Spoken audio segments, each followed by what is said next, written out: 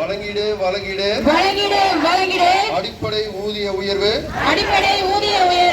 அரசே தமிழக அரசே பிஎம்எம் பிசிஎஸ் சிஓஎஸ் பணியை பணி புதுப்பித்தல் முறையை கைவிடு வழங்கிடு வழங்கிடு பணி பாதுகாப்பு வழங்கிடு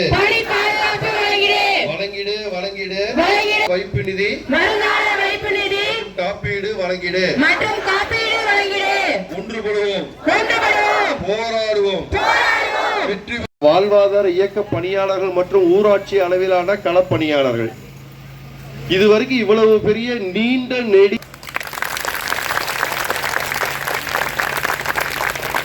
ஏன்னா ஒவ்வொரு துறையிலையும் சொல்லும் போது சொன்னோம்னா வருவாய்த்துறைன்னு சொல்லிடுவோம், ஊரக வளர்ச்சி துறைன்னு சொல்லிடுவோம், வேலை வாய்ப்பு மற்றும் பயிற்சி துறை சொல்றாங்க. இப்ப சமீபத்தில் கூட இன்னும் கேட்டிருக்காங்க, உங்கள் கனவுகளை சொல்லுங்கன்னு சொல்லி அந்த வேலையை நீங்க தான் பார்க்க போறீங்கன்னு நினைக்கிறேன்.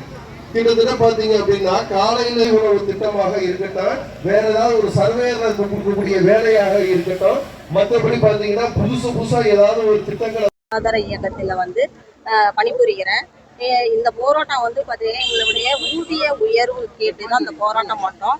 இந்த போராட்டத்துக்கு திருச்சி மாவட்டத்தில் இருக்கக்கூடிய 14 ஊராட்சி ஒன்றியத்தில் இருக்கக்கூடிய அனைத்து பணியாளர்களும், அதாவது வட்டாரத்தில் இருந்தும் பஞ்சாயத்தில் ஒர்க் பண்ணக்கூடிய அனைத்து பணியாளர்களும் இந்த இதில் கலந்துருக்காங்க. இந்த பணியாளர்களுடைய கோரிக்கை என்ன அப்படின்னா, தமிழ்நாடு அரசுல விடுவிக்கக்கூடிய திட்டத்தில் நாங்கள் சர்வேனா எந்த துறை சர்வேனாலும் மகளிர் திட்டம் தான் எடுக்கிறோம். அதில் மெயினாக இப்போ இந்த இதில் பார்த்தீங்கன்னா காலை உணவு திட்டத்திலேருந்து காலையில் 6 மணிக்கு காலை உணவு திட்டத்திலேருந்து நைட்டு பார்த்தீங்கன்னா நைட்டு 10 மணி வரைக்கும் அனைத்து டிபார்ட்மெண்ட்டுடைய ஒர்க்குகளையும் செய்கிறோம். நாங்கள் பணியமர்த்தப்பட்டது மகளிர் திட்டம். ஆனால் மகளிர் திட்ட பணிகளை கூட எங்களுக்கு செய்ய முடியாமல் அதிகப்படியான பணி சுமைகள் அதர் டிபார்ட்மெண்ட் மூலியமா தான் வருது.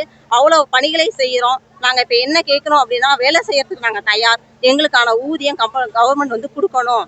எங்களுடைய ஊதியத்தை பார்த்தீங்கன்னா நேரடியான எங்கள் வங்கி கணக்குக்கு கொடுக்கணும். இது வரைக்கும் எங்களுக்கு வங்கி பணம் எப்படி போகுது அப்படின்னா, வட்டார அளவிலான கூட்டமைப்பு அப்படிங்கிற ஒரு சங்கத்தின் மூலியமா எங்களுக்கு சம்பளம் கொடுக்குறாங்க. வேலை செய்யறது கவர்மெண்ட்டுக்கு செய்கிறோம். சம்பளம் பார்த்தீங்கன்னா சங்கத்தின் மூலியமா வாங்கிக்கிறோம். எங்களுடைய நேரடியான வங்கி கணக்குக்கு வரணும். எங்களுக்கு காப்பீடு கொடுக்கணும். எங்களுக்கு நாங்கள் மகளிருக்கு தேவையான வாழ்வாதாரத்துக்கு அனைத்து விதமான பணிகளையும் செய்கிறோம். எங்களுடைய வாழ்வாதாரம் கேள்விக்குறியாக இருக்கிறது. இந்த கேள்விக்குறிக்கு பதில் கேட்டுதான் இந்த தொடர் போராட்டம் நடத்திட்டு இருக்கோம். இது அரசாங்கம் இந்த போராட்டத்துக்கான முடிவுரையை கண்டிப்பா கொடுக்கும் வரை இந்த போராட்டம் தொடரும். இப்ப எவ்வளவு உங்களுக்கு சம்பளம் வருது? எவ்வளவு நீங்க உயர்த்தி கேக்குறீங்க? காப்பீடு எவ்வளவு கொடுக்கணும்னு நினைக்கிறீங்க? எங்களுக்கு சம்பளம் 12,000 ல 15,000 ரூபாய் வரைக்கும் தான் சம்பளம் கொடுக்குறாங்க. இந்த சம்பளத்துல இருந்து எங்களுக்கு 30,000 25,000 to 30,000 வரைக்கும் கேட்குறோம். காப்பீடுங்கிறது பார்த்தீங்கன்னா எங்களுக்கு நலவாரியத்தில் இருக்கக்கூடிய காப்பீடு தொகையை அதன்படி எங்களுக்கு கொடுத்தா கூட போதும். காப்பீடுங்கிறது எங்களுக்கு வேணும். இந்த ஒரு நாள் போராட்டம் இன்னைக்கு ஒரு நாளா தொடர்ந்து இது வரைக்கும் 3 நாள் ஏற்கனவே 3 நாள் நாங்க போராட்டம் நடத்தியோம். இது நாலாவது நாள் போராட்டம். இந்த போராட்டம் இன்றையோட நிறைவடைவாது. நாங்க கேட்டிருக்க கோரிக்கைகள் 14 அம்ச கோரிக்கைகள் கேட்டிருக்கோம். 14 அம்ச கோரிக்கையை நிறைவேறும் வரை இந்த போராட்டம் தொடரும். இது கண்டன அதாவது தொடர் போராட்டமாக தான் நாங்கள் தமிழ்நாடு முழுவதும் இந்த போராட்டம் நடந்துட்டு இருக்கு. திருச்சியில் இன்னைக்கு பார்த்தீங்கன்னா எல்லா களப்பணியாளர்களையும் வர சொல்லி இன்னைக்கு ஆரம்பிச்சிருக்கோம். இதுக்கு முன்னாடி 3 நாள் நடந்தது பணியாளர்கள் வட்டார அளவிலான பணியாளர்கள் மட்டும் நடத்தணும். இன்னைக்கு களப்பணியாளர்கள் சேர்ந்து வந்திருக்காங்க சார். கோரிக்கை நிறைவேற்ற தேர்தல் வரப்போகுது, அதுல உங்க நிலைப்பாடு என்னவா இருக்கும்?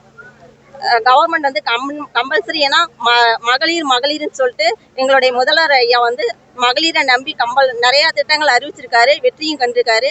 அதனால மகளிருக்காக இந்த திட்டத்தை கம்பல்சரி கையில எடுத்து முடிவு சொல்லுவார்னு நம்புறோம்.